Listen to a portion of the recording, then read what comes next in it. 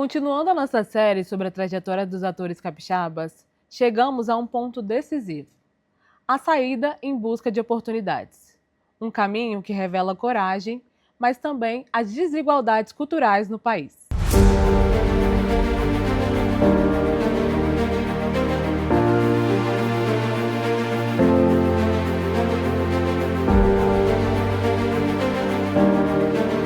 Para muitos atores capixabas, mudar do estado é uma decisão muito difícil, muitas vezes inevitável.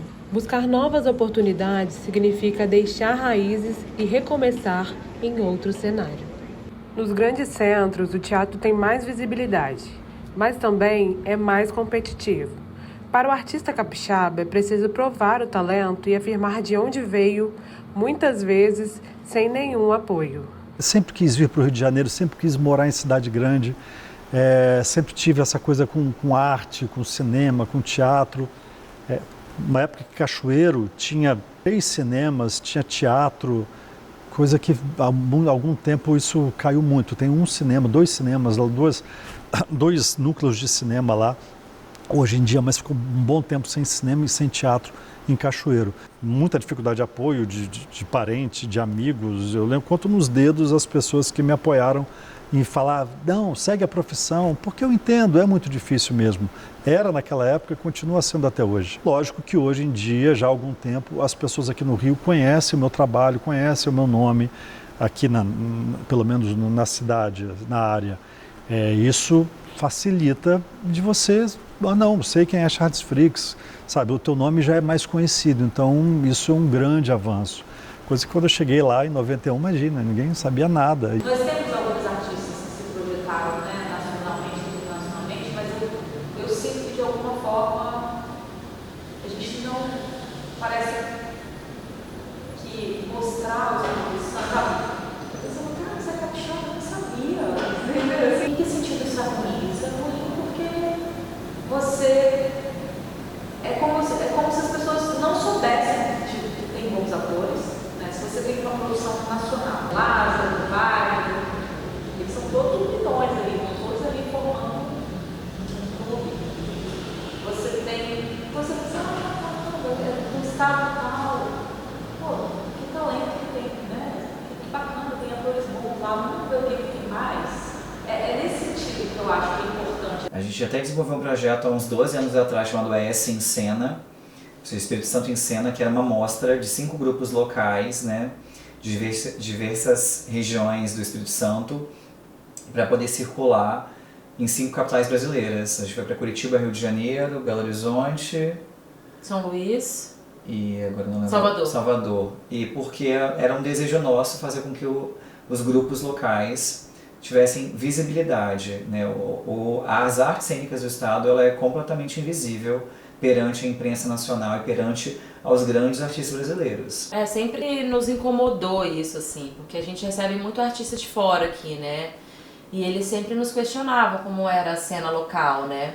E a gente foi percebendo que realmente, assim, ninguém conhece. E a gente tem muitos talentos aqui, né? Então isso sempre nos incomodou. E aí foi da onde surgiu o ES em Cena, só que infelizmente a gente só conseguiu executar isso em 2014 e nunca mais conseguiu fazer uma outra edição. Então foi uma única edição. Muito por falta de incentivo e iniciativa de patrocínio mesmo, né? Então, porque é muito custo, né? A gente saiu daqui com 5 grupos, cada grupo com 10 pessoas, enfim, cenário, transporte, hospedagem, uma logística muito alta, então a gente não conseguiu mais. Então, a verdade é essa, assim, infelizmente a nossa cena é bem apagada, assim.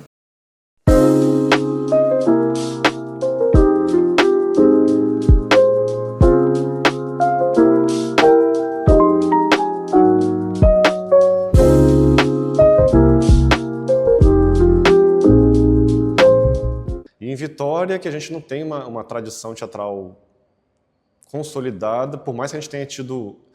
E eu que estudei um pouco a história do teatro aqui, a gente percebe muitos ciclos, né? Assim, ciclos de ascensão e queda constantes. É uma situação muito trágica, né? Assim, interessante e trágica. Porque o cenário atual parece de um certo deserto, assim, né? Comparando com o que eu presencio, não só o que eu li, mas o que eu vi há poucos anos, há poucas décadas atrás, assim.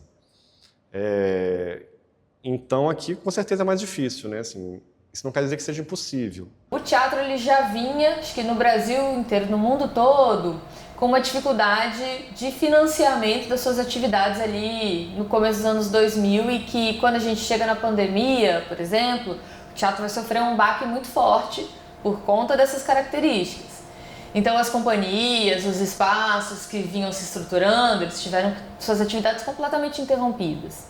E aí agora a gente está num processo ainda, né, pós-21, depois das medidas de isolamento social, do fechamento dos espaços, de retomada como um todo da economia criativa, né, e dos setores culturais. Mas eu diria que o teatro ele tem uma particularidade nesse sentido, uma dificuldade a mais, já que eles foram completamente impactados e isso significa uma desestruturação também do ponto de vista físico, estrutural da cadeia produtiva, né? Então até esses espaços voltarem a se reerguer, a retomar o financiamento, os grupos voltarem a se aglutinar, né? Porque as pessoas que pararam de trabalhar, né, com essa área, elas foram para outros lugares. Então é um processo mesmo um pouco mais lento, eu diria, do que de outras cadeias.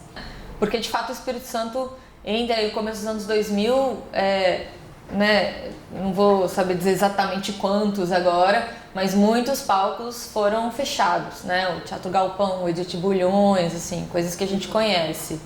Tem um outro aspecto que eu também acho que é importante. Hoje a gente já teve uma graduação, né, um curso de nível superior, que garante o quê? Que garante sempre gente nova entrando, estudando, se formando, pesquisando e elaborando, né, em torno dessa área. E a gente não tem mais, né, há alguns anos já. Então, assim, escolas de teatro que a gente tem hoje disponíveis, a gente tem algumas iniciativas privadas, né, mas ainda acho que dentro do escopo de um teatro da prática, assim, né, e não tanto voltado para a formação de grupos, né, nem tanto também para pesquisa do teatro.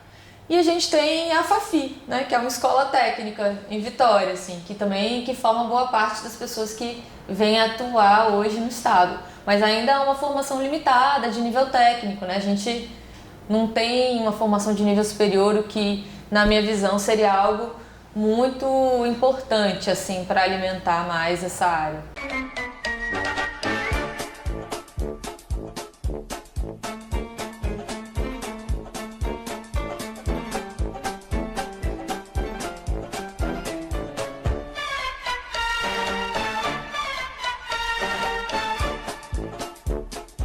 A falta de políticas públicas e a centralização da cultura tornam a migração quase inevitável para quem quer continuar crescendo.